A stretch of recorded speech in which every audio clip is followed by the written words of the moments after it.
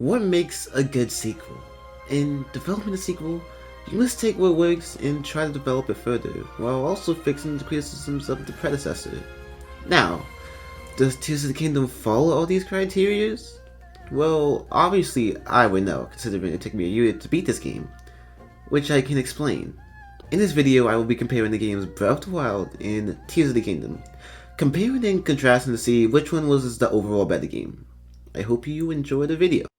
Psst, it's a KB production. The Legend of Zelda has always been a beloved franchise.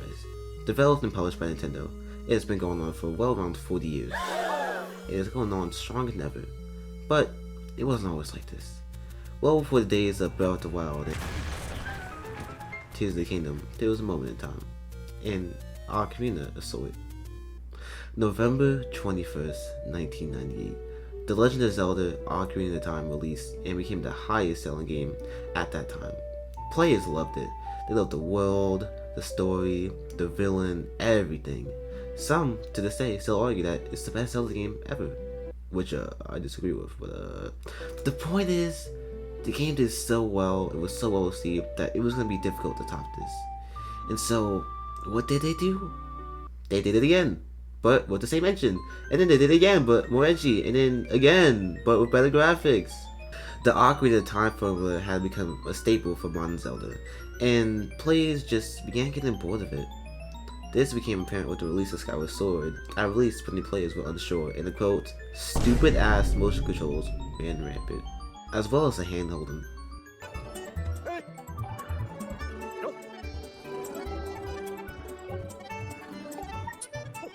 Like, come on, there's so much. Players felt limited, and this showed in the mixed reception of the game. It didn't bomb or anything, just wasn't as well received. And this is when the Zelda man, Eiji Aoyama, took a step back and decided to go back in the kitchen. They needed to reinvent the world, make a new dish, make a new canvas. They needed to do something so different from the norm and take that leap of faith. And so, in 2011, they began development on Zelda U. No, but seriously, remember it was going to be called that? Hello, sir. May I please get a copy of Zelda U? But in 2011, they began development on Breath of the Wild. It's safe to say The Legend of Zelda Breath of the Wild is one of the most creative, engaging, and beautiful games to play. Okay, maybe not the last part, but the game is truly remarkable. This really is one of the first games where you can see something and do it. You want to climb that mountain to get the higher view? Go for it. Just make sure you have enough stamina. You want to fight Calamity Ganon with a Kama shield? Go for it. The point is, your freedom is unbound. Anything is possible in this game. Alright, now I'm done glazing this game to death, because plenty of videos have done that, but let me just say, Breath of the Wild is one of my favorite games of all time. It revolutionized gaming, and after that, a sequel was confirmed not too long. And after a really long wait, the sequel, Tears of the Kingdom, has finally been released. And like, wow, it kind of feels surreal that it finally came out after all this time. And let me just say, this game is amazing. They somehow topped the creativity of Breath of the Wild, the added mechanics of weapon fusing and Ultra Hand. The amount of fun I've been having just digging around and fusing weapons and actually making the best weapon in the game has been pretty fun. Puzzles in this game also feel way more fun to solve. In Breath of the Wild, there's really one way to solve the puzzle, when there's just so many different ways. Like, for example,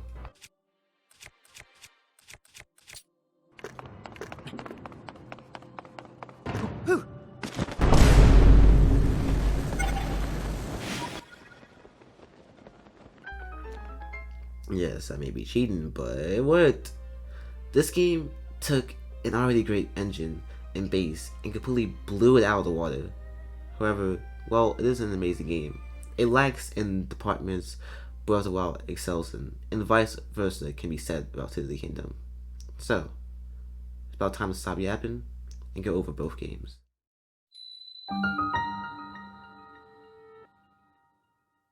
When making Breath of the Wild, Eiji Aonuma knew they had to reinvent the wheel. The previous staples of Zelda had begun to get stale, so he sought after the very first Zelda game for inspiration. Breath of the Wild's gameplay is truly innovative with how the world of Hyrule works. To the runes and the puzzles, you explore all around Hyrule, find out all these tiny little things, and figuring out how to better perfect the combat and etc. Much of the magic of Breath of the Wild was that it was a whole new game, the first open world Zelda ever created, and just making that came with its own new flair. The game has so much freedom, and this is especially showcased with its runes. Each of these runes help you go about playing the game in a different type of way. There are boat bomb or your typical bombs that are featured in every Zelda, except this time you can control when it goes off. While a simple concept, it can lead to endearing ways to solve puzzles or go about combat. Magnesis is the ability to control metal objects. This is one of the most creative runes in the game. This opens up the floodgates for creativity and leads to more player freedom. Status is the ability to freeze an object or an enemy, a very useful rune which can go about being used in many ways, like freezing an enemy to rack up more damage, freezing an object mid-air, or stopping an object, getting on it, and flame yourself so that you can travel further distances. Last and definitely least, we have Cryosis, which is the ability to freeze water into ice and build pillars. Definitely the weakest one so far, in my opinion. With all these runes and the new genre of gameplay the Zelda franchise entered, Breath of the Wild was different than almost every game.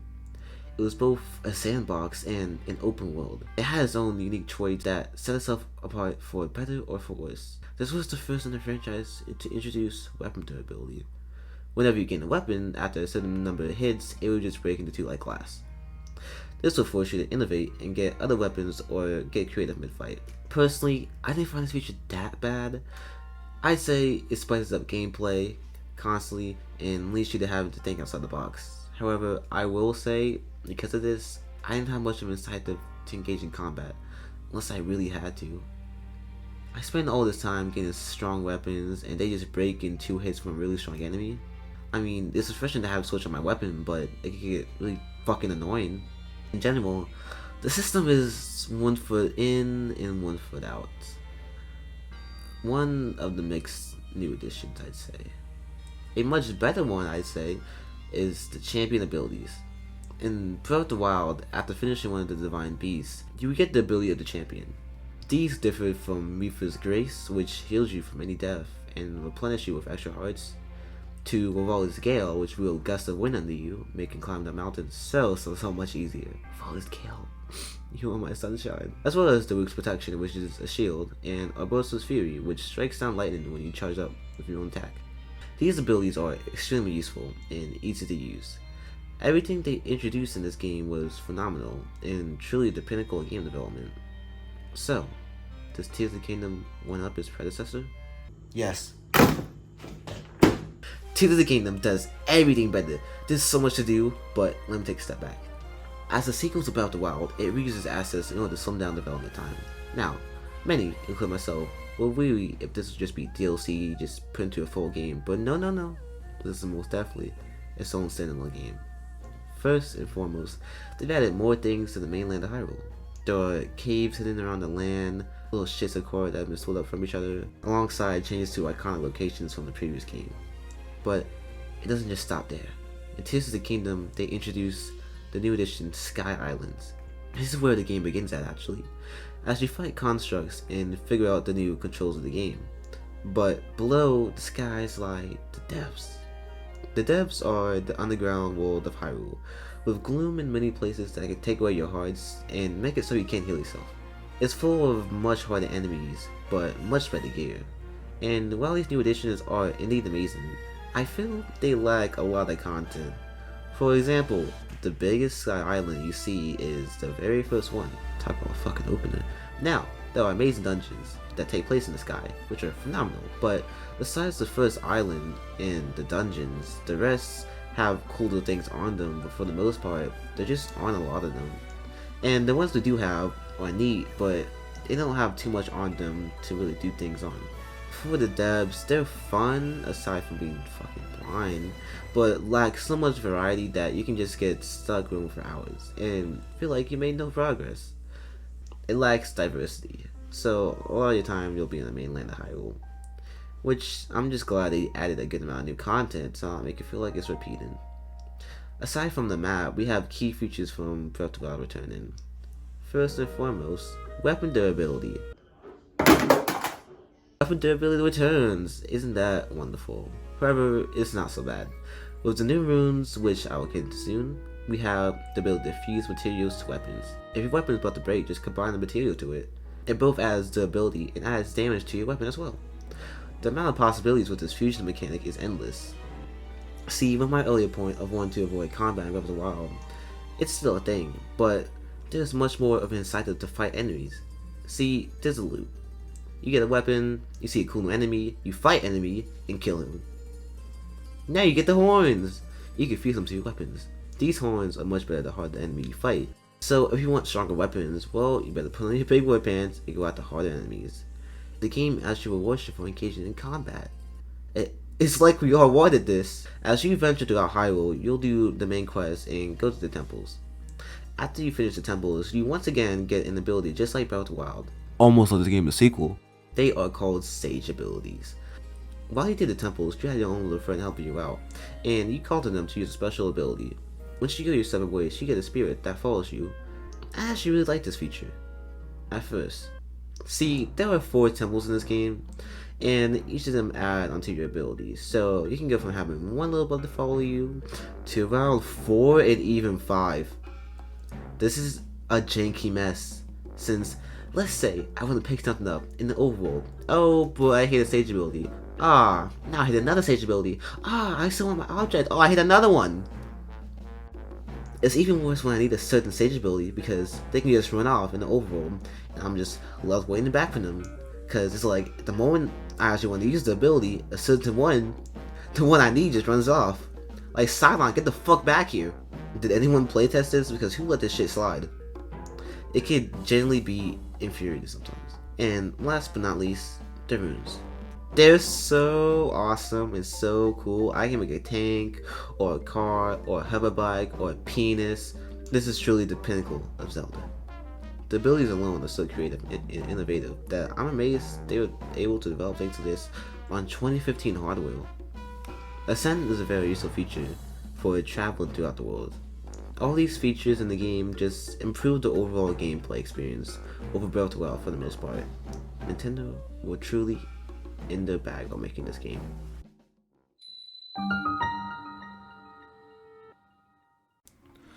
One of the many complaints of Breath of the Wild was that there was really only like 4 enemies. Guardians, Bokoblin, Lynels, and like that weird little lizard guy. While fun enemies, they don't really challenge you, excluding the Lynel. Like, even the Guardians are pretty easy to fight when you just parry.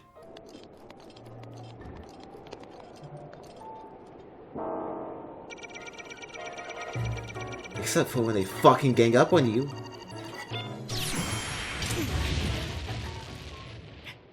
But besides that, the combat in Breath of the Wild was pretty simple for the most part. You had your parrying, which I mentioned, flurry rushes, which had a really easy window to maintain, as well as your trusty bow and arrow, which, let me say, is the funnest part. It really works well with the motion controls and the ability to slow down time. I mean, continuity-wise, slowing down time makes no sense, but it's really fun gameplay-wise. Those things I mentioned are about it, but you also have your runes, magnesis, remote bomb, status, cryonis, and camera. The combat is a major step up compared to other Zelda games. The combat in the past Zelda games felt more scripted, but Breath of the Wild was more in the moment, since enemies have their own unique traits and AI is very well done. Now, how does Tears of the Kingdom evolve the franchise? You can make a dick. What? Alright, let me just say, it's not even a competition. When I say Tears of the Kingdom does literally everything better than Breath of the Wild, I mean it. First of all, your runes can be very useful in combat. Whether that means time to reverse a rock, become through at you, or fusing a weapon to your bow to put up a smoke screen, or fusing a ruby to your bow and causing a massive explosion, or using Ultra Hand to build a fucking zoo with a bunch of bokoblins. There's just so many ways to tackle combat now, it's amazing. You don't even really have to fight the enemies now, you can just build a tank and let it fight for you. This was my greatest accomplishment. And this is without talking about the fuse materials to your weapons. The combinations are literally insane. What you can do with the weapons, you can fuse a rocket to your shield to literally shoot up in the air. You can fuse a ruby to your sword and make like a flamethrower. The limits are literally limitless. But that's just the combat. The enemies in this game have taken a change too. We still have our typical bokoblins, but now they travel in packs with a giant ass bokoblin. And they're so fun to fight. Alongside that, bokoblins even teamed up with the stone taluses now, so you gotta fight both of those guys at the same time. These matchups the developers made just add to the difficulty and the funness of the combat. However, not everyone returns. They did get rid of the Guardians and replaced them with something much worse. Perhaps I treated you too harshly. What is that? What is that? No, no, no, no. I'm putting this game down. Yeah, I'm kind of missing the Guardians now. And even if you beat them, you gotta fight a Phantom Ganondorf. They added so much more enemies than just the hands. We have Constructs and Gibdos, Snappatools in the depths, the Gleeok dragons, and etc. Now, discarding the enemies, how does this game handle bosses? As many have said, Blights in Breath of the Wild are all but too repetitive, as well as every dungeon. The only memorable boss in the game would be the Master Koga fight, which I love. The best story boss I would say is easily Calamity Ganon. Just making your way up to Hyrule Castle, fighting enemies, with the suspensional music is already enough. You, the hero of Hyrule, have been waiting for your long-awaited duel against the Calamity. The whole game has been building up to it, and he's a weird spider guy. Huh.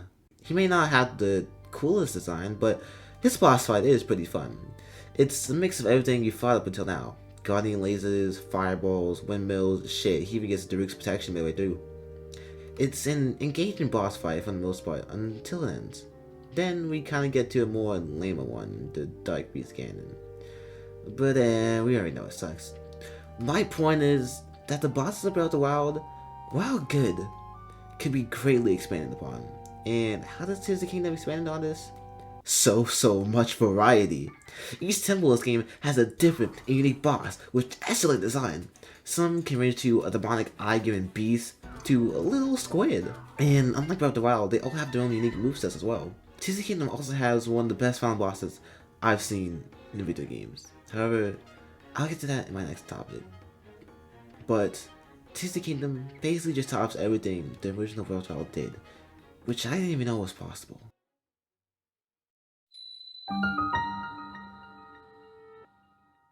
Alright, this part will have spoilers, so be warned. In Breath of the Wild, you wake up with all but foggy memory. You get your Sheikah Slate, and the old man tells you your first objective is to go to the shrines and get all your runes. Eventually, you do that, and the old man reveals himself to be the ghost of Hyrule. You seem to not care, but he explains how he was once the king of a great civilization, and how you were the knight to his own daughter. The land of Hyrule was prosperous and beautiful, all until the Great Calamity hit. It tore apart everything in its path, nearly destroying the land. However, Princess Zelda sacrificed herself to still the Calamity inside Hyrule Castle, where she remains even till today. The old man then tells you that all these events took place over 100 years ago, and that you, a short Hylian with a tree branch, must overcome the great evil and save the Kingdom of Hyrule, and stop Calamity Ganon immediately. Or talk to Emperor. Breath of the Wild gives such a great intro to the story, and perfectly sets up the gameplay. As you travel around Hyrule, you save these villages from remnants of Calamity Ganon, gain friends, and become even stronger so you can face the Calamity Ganon head on. There is more to the story, but it's optional. The memories in Breath of the Wild serve as just more context to the world, and you don't exactly need them. They enhance the story and experience, but they don't hinder it.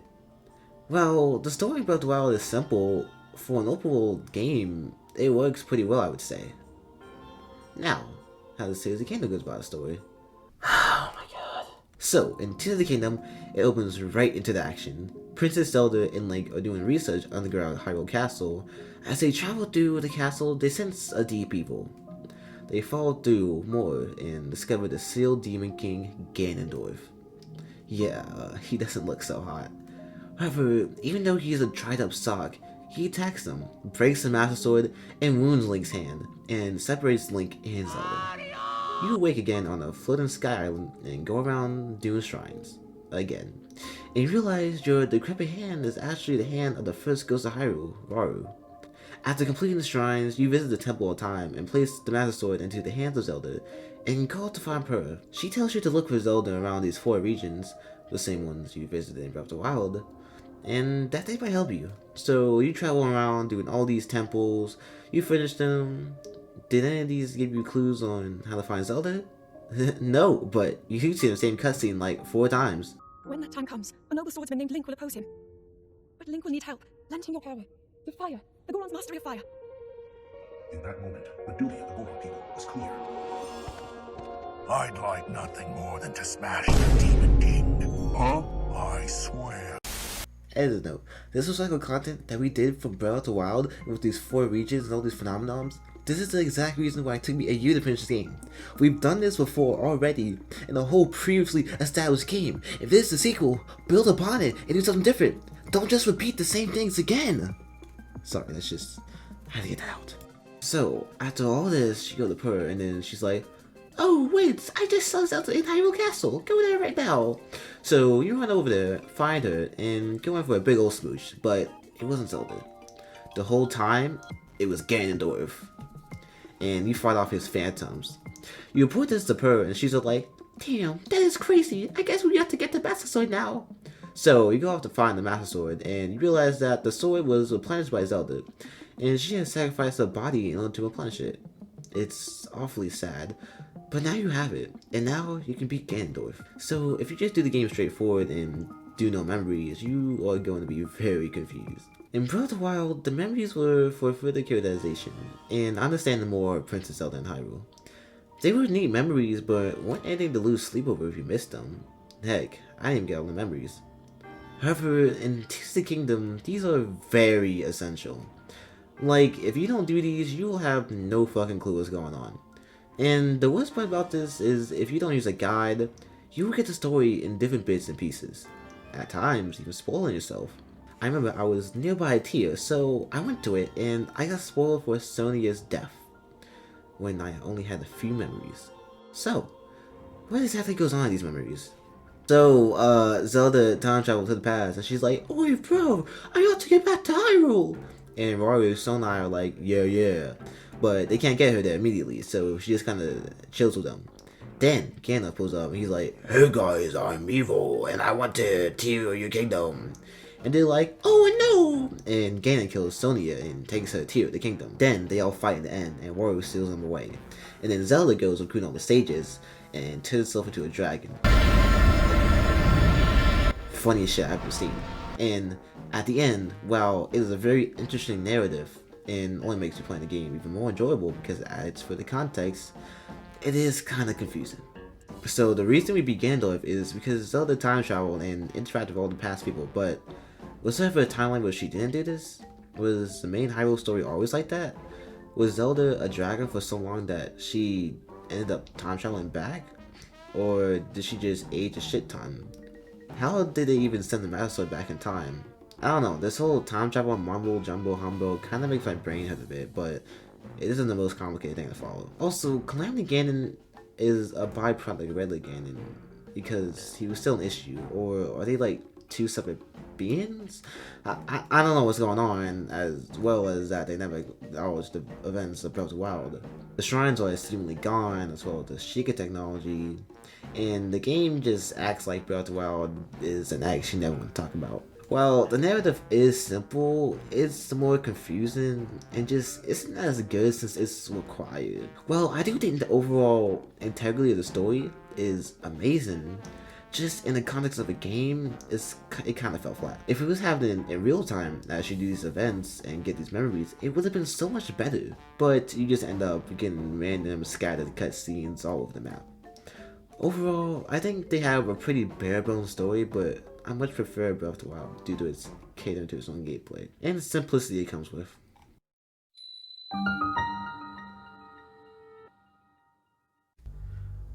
Overall, I think Breath of the Wild and Tears of the Kingdom both have amazing gameplay, combat, and somewhat of a story.